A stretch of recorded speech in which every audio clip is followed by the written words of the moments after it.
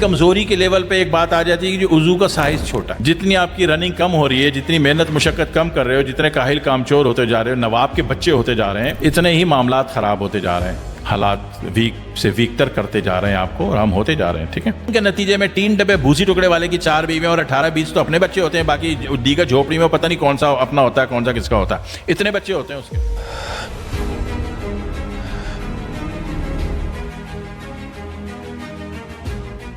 نحمد ونصلي على رسوله الكريم اما بعد فاعوذ بالله من الشيطان الرجيم بسم الله الرحمن الرحيم. السلام علیکم ورحمۃ اللہ وبرکاتہ. مردانہ طاقت کے اعتبار سے، میل پاور میں کمی کے اعتبار سے کافی احباب نے ارشاد فرمایا تو، اور آج کل یہ چیز بڑھ رہی ہے. پرانے دور میں یہ تھا کہ ہارڈ ورک اچھا تھا، محنت تھی، مشقت تھی، چلنا تھا، پھرنا تھا. ابھی تو 8 گھر کے بعد دکان جانا ہوتا ہے تو بندہ پہلے بائک نکالتا ہے. تو فیملی کہیں جانے کو بولتی تو بولا ابھی گاڑی خراب ہے، گاڑی میں یہ کام ہے، گاڑی میں وہ کام ہے. تو نتیجے میں بندہ جتنا زیادہ سے زیادہ کاہل کامچور ہوتا جا رہا ہے، اتنی چونکہ دیکھو ایک موٹر ہے نا، ونڈ ٹربائن لے لیجئے یا گاڑی کا جنریٹر جو آپ الیکٹریسٹی بنانے کے لیے لیتے ہو، جتنا اچھا رن کرے گا اتنی بجلی جنریٹ کرے گا نا. جب وہ رن اچھا نہیں کرے گا، تیز نہیں چلے گا، سلو چلے گا، تو بجلی کیا ہے، وولٹ ایمپیئر کیا پیدا کرے گا، کیا جنریٹ ہوگا، کیا بیٹری پرفارم کرے گی. تو بات رننگ کی ہے.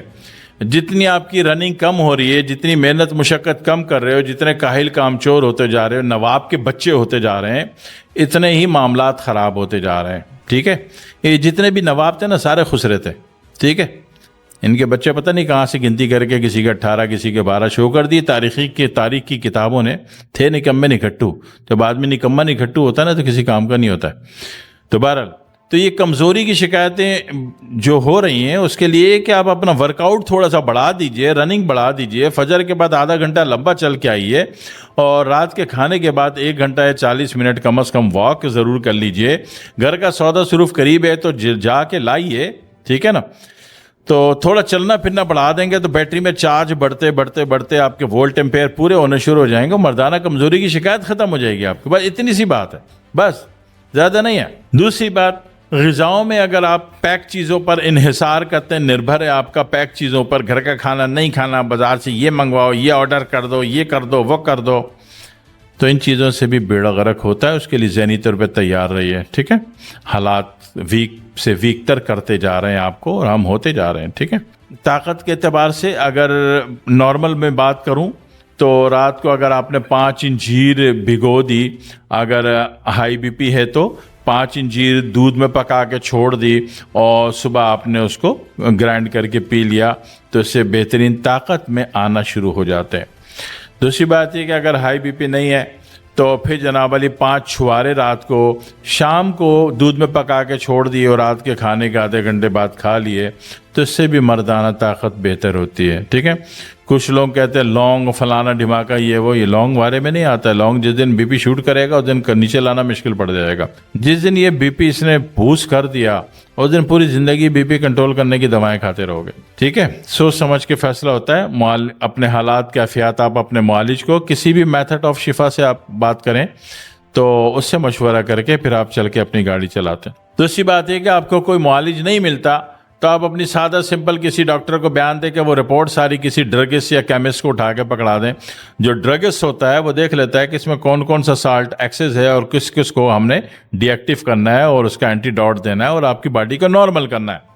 ٹھیک ہے، تو معاملات کو سمجھیے. غذا جتنی سادی ہوگی اتنی طاقت آپ کی اچھی بنے گی. اس میں آپ کا جو کی روٹی بھی بہت قیمتی ہے، کوئی معمولی چیز نہیں ہے. کھجور بھی انتہائی قیمتی ہے. زیتون مل جاتا ہے، ابھی ہر مارٹ میں ملتا ہے، ابھی سعودی عرب نہیں جانا پڑتا.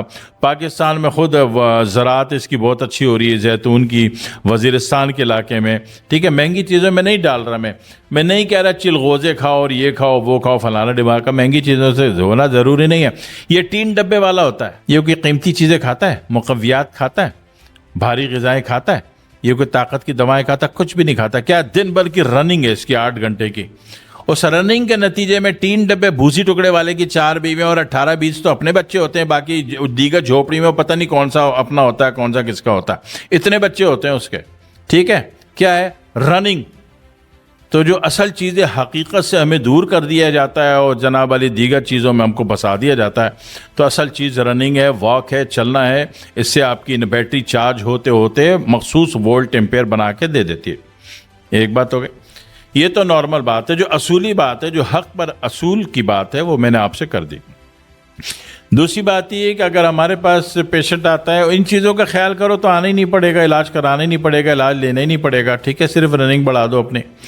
دوسری بات یہ کہ جب ہم اگر دوا دیتے ہیں تو اگر اسپم کاؤنٹ لیول گرا ہوا ہے، موٹیلیٹی ریٹ گری ہوئی ہے اور ریپڈ لائنر گرا ہوا ہے، سلو لائنر اسٹیبلائز نہیں ہے، تو ایسی صورت میں ہم جو دیتے ہیں وہ MK دے دیتے ہیں، مرد کامل. دوسری بات یہ کہ یہ معاملہ ٹھیک ہے، صرف سختی نہیں ہے اور اکڑاؤ نہیں ہے، اس کے لیے پھر ہم دے دیتے ہیں K2 کی نارملی 2 بوتل. تیسری بات یہ ہے کہ سب کچھ ٹھیک ہے مگر ٹائمنگ ہے، بندہ جلدی فارغ ہو جاتا ہے، تو اس کے لیے دے دی جاتی ہے آپ کو VL4 کی 1 بوتل.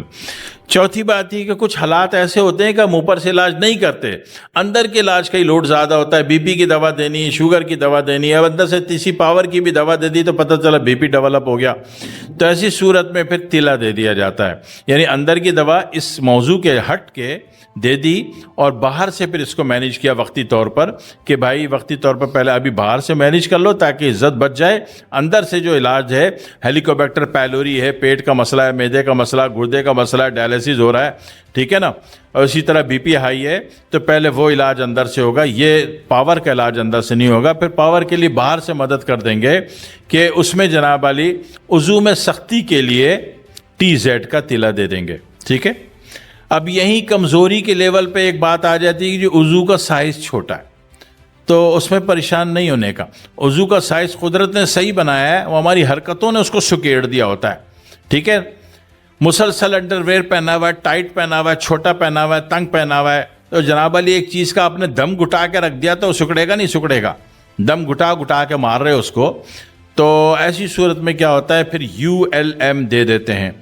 ULM یہ بھی تلے ہی کی قسم ہے.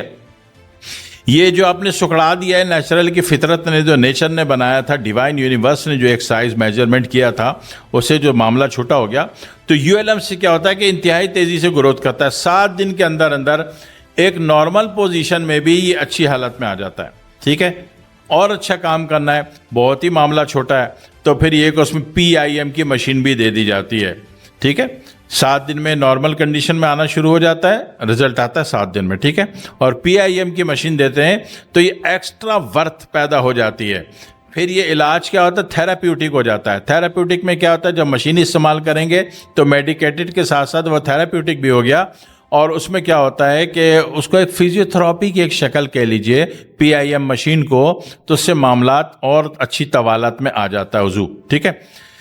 تو یہ یہاں سے بات شروع ہوتی ہے کہ یہ مختلف دوائیں ہیں، مختلف کیس میں حالات کے اعتبار سے دی جاتی ہیں. حالات آپ بتاتے ہیں کہ حالات میں ایکچوئل کیفیت کنڈیشن یہ ہے، تو اس کے مطابق دوا تجویز کر دی جاتی. ٹھیک ہے. لیکن ان ساری دواؤں سے، بے شک میری ہی دوائیں ہیں، میں ہی بناتا ہوں، میں ہی بیچتا ہوں، اس کو سیل آؤٹ کرتا ہوں، لیکن ان ساری دواؤں سے بچنے کا طریقہ کیا ہے کہ رن آؤٹ بڑھا دیجئے اپنا. ٹھیک ہے. واک بڑھا دیجئے، رن آؤٹ بڑھا دیجئے. اپنے بھی گھر کا سودا لائیے، پڑوسن کا بھی لائیے، اس کی دعا زیادہ لگتی ہے. ٹھیک ہے. اور صبح فجر کے بعد آدھا گھنٹہ، منیمم آدھا گھنٹہ ضرور واک کر کے آئیے. رات کو 1 گھنٹہ 40 منٹ جو ہے 40 منٹ یا 1 گھنٹہ ضرور واک کیجئے. ہر کھانے کے بعد 5 منٹ ضرور چلیے. یہ رن آؤٹ آپ کی زندگی کو بہتر کرتا ہے. اصل علاج یہ ہے. جو میں دوا دیتا ہوں وہ سیکنڈری بات ہے. ٹھیک ہے. اصل علاج کی طرف آئیے. دواؤں سے محفوظ رہیں گے، علاج اچھا ہو جائے گا، زندگی اچھی رہے گی، اللہ خیر سے رکھے گا، خوش رہیں گے، خوشحال رہیں گے انشاءاللہ تعالی. ٹھیک ہے. دعاؤں کی درخواست ہے. السلام علیکم ورحمۃ اللہ وبرکاتہ.